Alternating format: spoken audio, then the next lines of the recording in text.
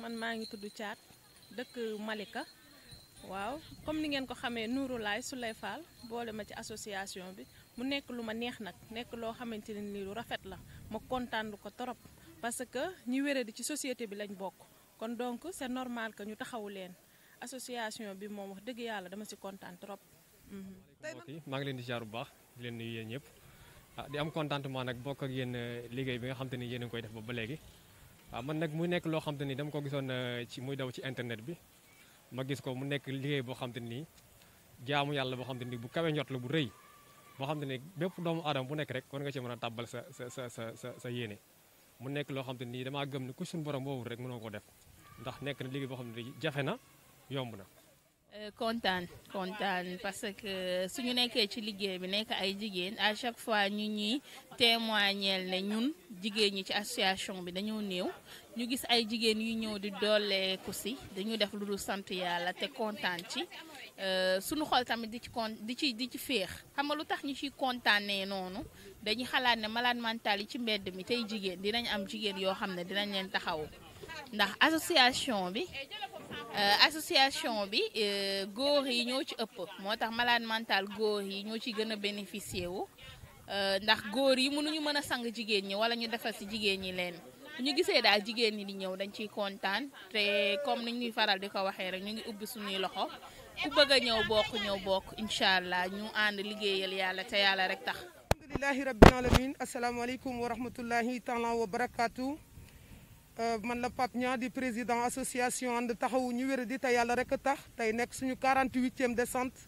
fii ci Grand Médine defoon nañ ko fi daaw jéeg yàlla dogalaat tey ñu fas yéene dimbali malade mental yi fi nekk yëpp. ki nga xamante ni moo nekk sama loxo càmmoñ di ki nga xamante ni mooy Mame Ngone Gueye di secrétaire général bu association ànd taxawu ñu wéradi ki nga xamante ni moo nekk sama loxo ndeyjoor di Baye Assène di porte parole association ànd taxawu ñu wéradi kenn ku ci nekk tey teg point de rassemblement bi nga xamante ni tey noonu la ñu fas yéene liggéeyee ci terrain bi. pour fas yéene fee liggéey bu mucc ayib liggéey bi nag ni muy demee mooy ni mu daan demee toujours ci terrain bi ndax jamono bu nekk ñi ngi wàcc ci terrain bi ngir ñi nga xamante ne yàlla dafa def ñu am tawatu wéradi xel te nekk ci mbedd mi ñàkk ku leen dimbale ñi nga xamante ne tey ñoo taxaw tudde seen bopp taxawu ñi wéradi te yàlla tax. ñoom dimanche bu nekk quinzaine bu nekk dañuy wàcc ci terrain bi ngir dimbali leen tey nag yàlla defoon ñu ñëw fii ci Grand Médine ngir liggéey fi liggéey boobu fekk si fi ay membres yu am solo yoo xamante ne nii ñoom saa bu nu wootee gis nga ni muy demee ñu bari dañuy sawar a jug muy bàyyi Matar Faye ak ñoom John Simon Ilimane ñoom Babacar ñi nga xamante ne ay membres lañu dëkk fii ci Grand Médine fas yéene ànd ak ñoom ci terrain bi ngir defar Grand Médine ba ku fi jaar suba boo fi fekkee ab malade mental yi doo ko xàmmeeg ñi nga xamante ne yàlla def na ne amuñu wéradi xel. dañuy njëkke fii ñu nekk ci Grand Médine ba mu pare ba mu leer na nañu fii ci Grand Médine moom li ñu fi indi woon def nañ ko bu ci fu mel ni Médina xajee wala foofu nga wax ak feneen fu ci xaj danañ fa dem ndax fas yéene nañoo liggéey boo xam mësuñu koo liggéey ci terrain bi ndax tey nii mu demee boo ko xoolee xam ne innovation am na te dinañ ko wane ci terrain bi dinañ ko wane ci liggéey bi ba ñëpp xam ne association bi am na ab jéego bu mu seqi ngir dem incha allah. waa xam nga mbir moom bu fekkee yaa ngi koy def te yàlla tax te ñi koy def it xam nañ ne yàlla tax ñu koy def sant beeg ngërëm li léeg-léeg dañ koy xaw a daw ndax ñoom yàlla la ñu ciy wut te yàlla mi nga xamante ne moom lañ koy defal moom am na cant am na ngërëm te cantam ak ngërëmam moo gën a ëpp doole suñu bos waaye nag dinañ leen jaajëfal ndax am na ñu ko am man ko te defuñu ko kon buñ ko defee ñoom dinañ leen jaajëfal di leen ci sant di leen ci gërëm di leen ñaanal luñ man ren yàlla nay asakay déwén ndax wax dëgg fa yàlla rafetlu nañ don yi fii ñëw rafetlu nañ ñu ciy def seen alal am na ci ñoo xam tey bu ñu la woowee dañuy jooy ba duñ mën a wax ak yow yëkkati seen alal di la jox te mosuñu laa gis lu dul liggéey bu rafet bii ngeen di def ci terrain bi kon di ñaan yéen ñi nga xamante ni yéen la ko yàlla teg ci seen loxo rek yàlla na ngeen ci yegg fu kawe seen njort barki borom daaru. jërëjëf Baye As yéen a ngi ba léegi ci ànd taxawu ñu wéradi TV bu leen fàtte abonné leen ci chaîne bi loolee day am solo ndax dana gën a tax ngeen xam malade mental yi ban dund la ñuy dund ci terrain bi ak taxaw bi nga xamante ni moom la association bi di def. Partir comme actuellement nous sommes en phase de rassemblement. Nous allons partir sur le terrain, sillonner toute la zone pour trouver les malades mentales et essayer de les aider du mieux que nous pouvons. Comme on le fait toujours, nous allons commencer par sillonner toute la zone Médina. Et quelque chose qu'on va faire avec dévouement, vu qu'on a des membres qui sont ici à Médina, Ils vont nous faciliter le travail. Nous allons sillonner toute Médina et essayer de ne pas laisser un malade en rade.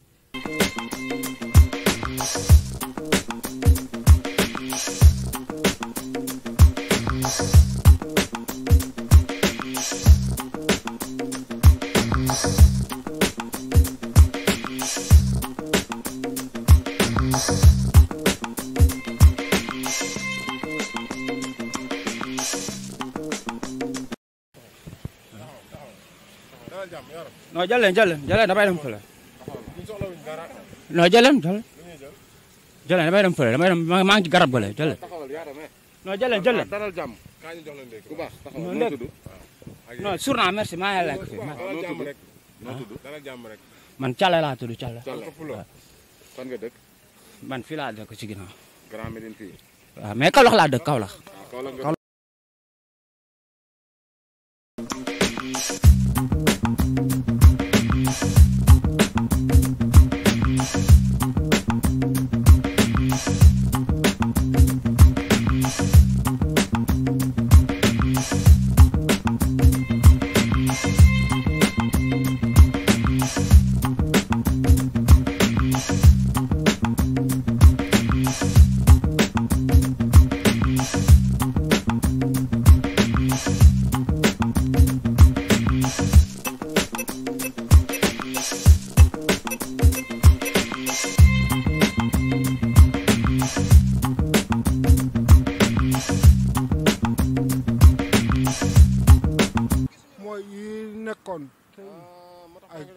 waaw gis sama ëmb ni mu xale ko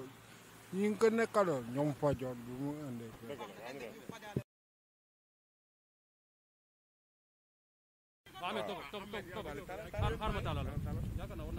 non yor na ma taal quoi non man sama tur rek laa yem quoi mun ma nekk fii di introsé wu waaw Ahmed rek lañ may wooye quoi non Ahmed lañ may wooye waaw jaajëf ñoo far quoi waaw mais ñoo far gaan ñoo far xam naa lu ma la wax waay oui ma xool leen si monument boobu la man lañ fa def quoi mënu ma wax dégg nga monument bi du wax man lañ fa def ah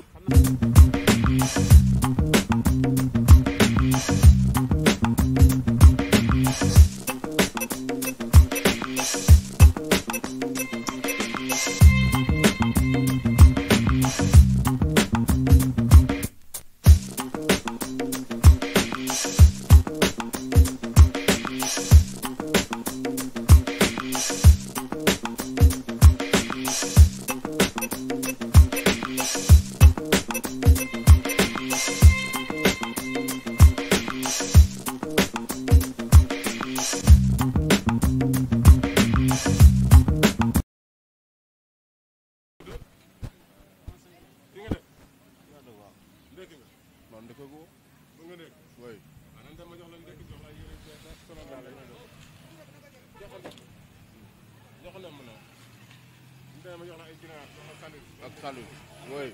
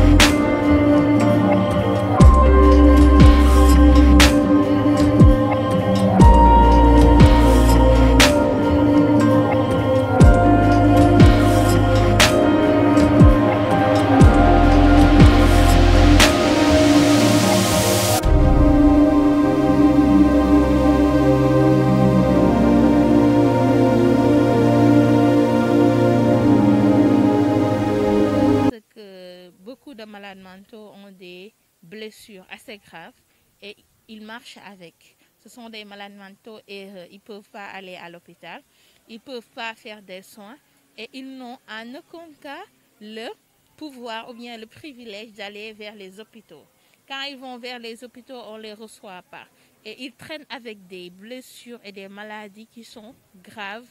et il n'y a personne pour les entretenir sur ça. Oui, lui,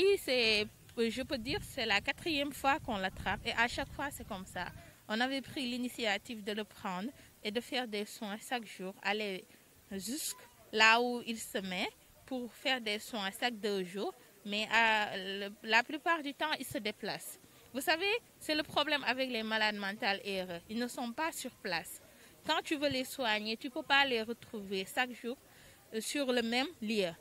Et ça, c'est un problème. Bon, comme le discours que nous menons toujours, on cesse et on ne cessera jamais de sensibiliser la population, de les sensibiliser, de voir les malades mentaux d'un autre œil. Les voir d'un autre œil parce que le malade mental qui passe devant chez toi, il peut être un malade mental. Il est atteint psychologiquement. C'est une maladie comme les autres maladies, mais il peut aussi avoir d'autres maladies qui ne sont pas des troubles mentaux. Il peut avoir de la paludisme comme nous. Il peut avoir de graves maladies et marcher avec ça. Il peut avoir des conséquences sur la population, comme il peut avoir des conséquences sur sa propre personne, alors que c'est un être humain. J'aimerais vraiment que la population et les gens aient ce cœur-là envers les malades mentaux. Pour l'État aussi, toujours le même discours, qu'ils voient le malade mental comme un membre de leur pays. Parce que aussi, que l'on le dise, les malades mentaux sont des personnes qui vivent au Sénégal. Ils font partie de la population sénégalaise. Donc, ce qu'on peut faire pour vous, citoyens sénégalais, comme pour moi, citoyens sénégalais, on peut le faire pour un malade mental. Ce dernier mot.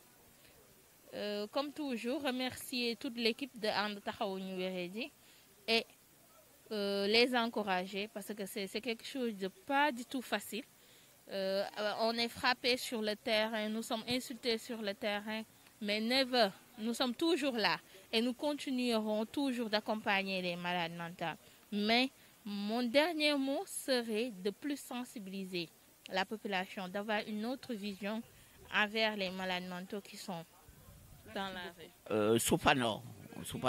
J'habite au Burkina Faso, ambassade de Belgique là-bas. Ouais. Depuis le mois de mai, le 2 mai, ouais, 2 mai 2001. Ouais. Oui. Je suis à Diony, Vester Diony, j'y vais souvent. Ah là oui, non, je ne suis pas là, oui, c'est qu'ils tentent de démolir le fœtus du palais des Sphinx. Là, vous devez aller jeter l'œil tout à l'heure. Je crois là, on devait être dans un cérémonie devant le palais des Sphinx. Oui. Non, c'est que j'étais parti vers le Cotentin là-bas, à la Saint-Valentin. Et ça que je suis ce matin, l'autre est venu m'avertir que l'autre va venir Metz Montpellier ou d'Alifort, la société d'Alifort là-bas, de Créteil-les-Chats ou Cycli. Venir faire une réenquête pour voir l'intégration d'Iban. Sinon, le papier d'intégration, ça arrive. C'est-à-dire que là, vous m'intégrez alors qu'il y en a 1 milliard qui veut être là. Vous m'habillez en blanc, 1 milliard. Vous voulez quoi? Moi, pas grand-chose, simplement, je vais mourir. Et si vous ne me soignez pas, le problème, c'est ça. Manger, ouais, mais si vous ne me soignez pas, mourir, le problème, c'est que cette fois-ci, le toison va rester ici. Le toison va rester ici et il ne va pas bouger d'une son smoking volé à Ljubljana. C'était aux Iraniens, ça, si vous avez du tigre. Ouais, voilà. beaucoup salaamaaleykum waa association And Taxawu Ñu Wéradi salaamaaleykum waa àdduna di leen wax ne gis ngeen lii rek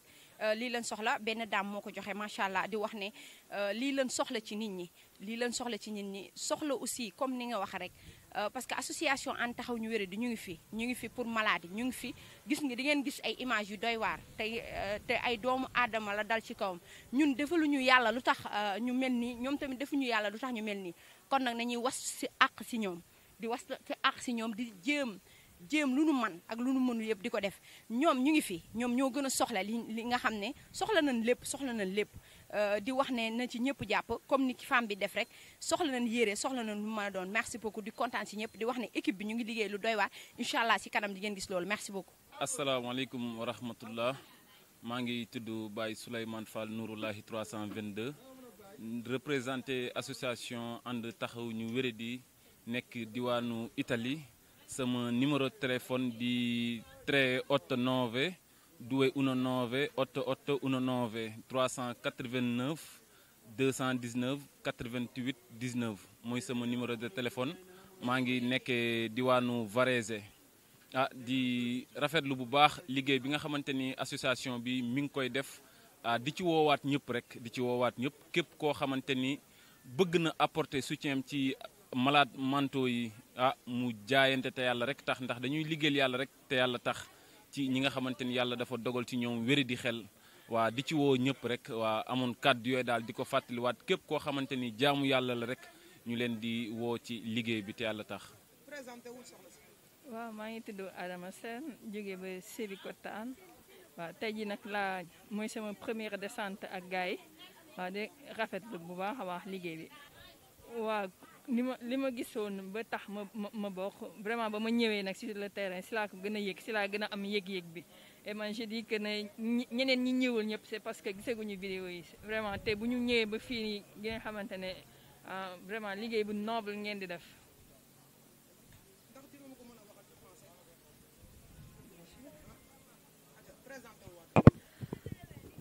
Voilà, c'est Adama Sène, je viens de Sébikotane. C'est la première fois que je viens sur le terrain avec les gens et je suis vraiment contente d'être là. Franchement, je ne trouve même pas les mots pour expliquer ce que je ressens. Voilà. J'invite tout le monde à venir travailler avec nous. Voilà, c'était pas évident parce que vous savez, tout le monde n'a pas le même tempérament. Il y a des gens qui sont trop agressifs, mais voilà, il y avait des gens qui étaient là, qui travaillaient avec, juste comme vous avez dit en Wolof. Vraiment, j'invite tout le monde à venir participer parce que c'est pour une cause très, très noble. Ouais, surtout un centre. Ouais. On voudrait bâtir un centre, soit à Dakar, soit dans les régions, mais qu'on ait un centre. Parce que amener un malade, le nettoyer, le porter, lui donner d'autres habits et le laisser encore dans la rue, c'est pas. Je pense que c'est ce qui reste, quoi, un centre. di ziar waa kër gi yëpp di wax ne rek bi ma ko première fois bi ma ko njëkkee gis sama yaram dafa daw torop ma xam ne tamit ci nit ñi la ñu bokk si sens rek la intégré wu sa numéro ma woo la après si lañ ma adhéré ma dugg jënd carte de membre te dama doon rêvé yu mel nii di ci gis malade mental yi aussi comme ci nit ñi la ñu bokk ñu leen di taxawu daal mais am na solo daal mënuma wax sax ndax xol bu fees mais damay sant yàlla rek bu ma yàlla boolee ma bokk ci association sentir naa ci loo xamante ni kat lekk rek yonent bi nee na boo jëlee lekk rek jox ko nit koo xamante ne toog na ay weer loo xamante ne wala ay semaine lekkul rek yool bi ci nekk xamoo lu mu lan nga siy am ci tiyaaba mais daal mbégte laa ci am surtout bi ma ñëwee gis naa distance bi gis nit ñi ñëpp nekk benn aussi ma gis jeunesse sénégalais bu taxaw di def yi man damay am mbégte lool te dama siy fier aussi. waaw salaamaaleykum waa Sénégal maa ngi nuyu waa association ànd taxawu ñu wéradi te yàlla rek tax di woo nag waa Thiès gépp parce que vraiment Thiès am na liggéey bon boo gisee aussi mooy ñëw ci descente yi pour que rek di jàng. Pour gën a mokkal waaye nag yàlla na yàlla laf cat yàlla nañu yàlla boole xol yi waaw ñëpp doon benn te gestu malade mental yi parce que àdduna moom dara gënta fe kawe jaamu yàlla ci jaamam yi. mbedd bi di leen gis gisin boo xam ni kenn bëgg ko gis sa mbokk mel ko wala sa mbokk nekk fa donc kon tey ñëpp dañ ci war a def seen loxo comme que yéen a am temps wu ñëw nekk ci ñi nekk fu sori yëpp dañoo war a jël seen doole jox leen su ko defee matuwaay yi ngeen am ngeen war a am yëpp ak yéene bi ngeen am ngeen mën ko mottali ndax xam naa ne am ngeen yéene bu mat ci ñoom bu doon seen sago dootoo leen gisati kenn ku nekk ci mbedd bi di taxawaalu bu doon seen sago doo leen gisati ñuy lekk-lekk bu ñu warul lekk bu doon seen sago ñoom ñëpp dañuy wér da ngeen leen di yóbbu hôpital faj leen téye leen taxawu leen ndax man fekke naa seen anniversaire gis naa seen démarche yërmande rek moo leen fi indi yéen ñëpp bokkoo leen fi ngeen jógee nit ñi fu nekk lañ jógee indi Sénégal ñëw bokk ci association bi di jël seen doole di ko ci def donc dama war a wax daal ne gouvernement du Sénégal je pense que le ministre de la santé warta leen gën a bàyyi xel xool nañ leen di accompagner parce que jàpp naa ne yéen a ngi koy jàppale ci liggéey bi bu baax a baax a baax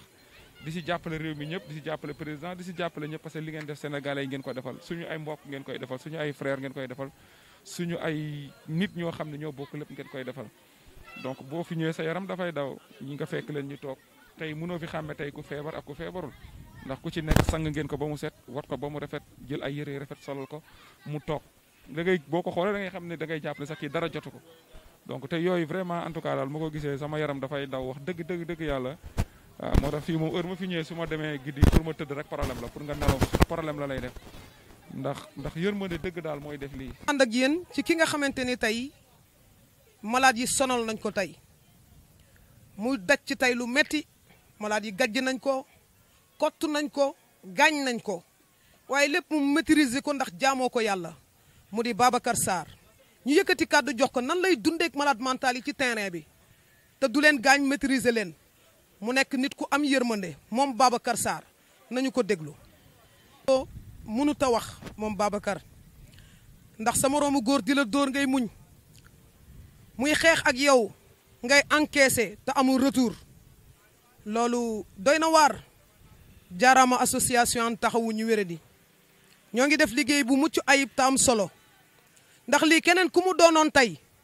police dana ci am yoon ndax sa moroomu góor jàkkaarloog yow yëkkati arrêt dóor la ko pang nga ragal ci yàlla muñ ko te jëmmi yàlla tax chapeau à association taxawu ñu wéradi. comme niñ ko daan dundee rek jël sunu garde xam ne malade du malade mental yëpp a yem parce que tey daj nañ ci ñaari malade mental yoo xam ne ñoom rek doy nañ xëy doy nañ gont waaw lu ne lañ ci daj waaw di sant yàlla rek di wax ni ñu ngi si terrain bi di def comme niñ daan def malade mental loo agressif dinañ la jàpp dinañ la toppatoo te yàlla rek tax waaw boo ñu doon dóor ay coups parce que malade mental bi sànq dóor na gaa ay coups mbëkk na leen mais teewul indi nañ ko fi dimbali ko te yàlla rek tax loolu rek lañ ci jublu waaw terrain bi nag métti na trop mais comme ñun ñoo ab teew jaamu yàlla luñ ci fekk rek nañ jël sante ko yàlla suñu borom. waaw mooy matériel de soins yi ñu soxla rek lu ci mel ni rasoir ciseau lamset bétadine rouge waaw mooy ñu boole xolli rek doon benn parce que xàccandoo dóorandoo loolu lañ woote te jaamu yàlla moom yaakaar naa juboo la ak déggoo waaw boole suñuy xol doon benn boole suñuy gis-gis boole suñuy bëgg-bëgg lépp doon benn bu boobaa luñ ci yóotu rek yàlla dina ko ci def. si loo nekk. ça va bien. yaa ngi si jàmm. waa hamburger la. xam nga ne tey association ànd taxawu ñu wéradi yow lañ ko tuddee. waa hamburger laa ñaan hamburger. waa Pape mu ngi lay jëndal hamburger léegi yow daa am lu ma lay laaj lan moo lay metti. non dara de hamburger rek laa ñaan. hamburger ak lan. apprécié. Pape. non dara daluma hamburger laay ñaan hamburger. ok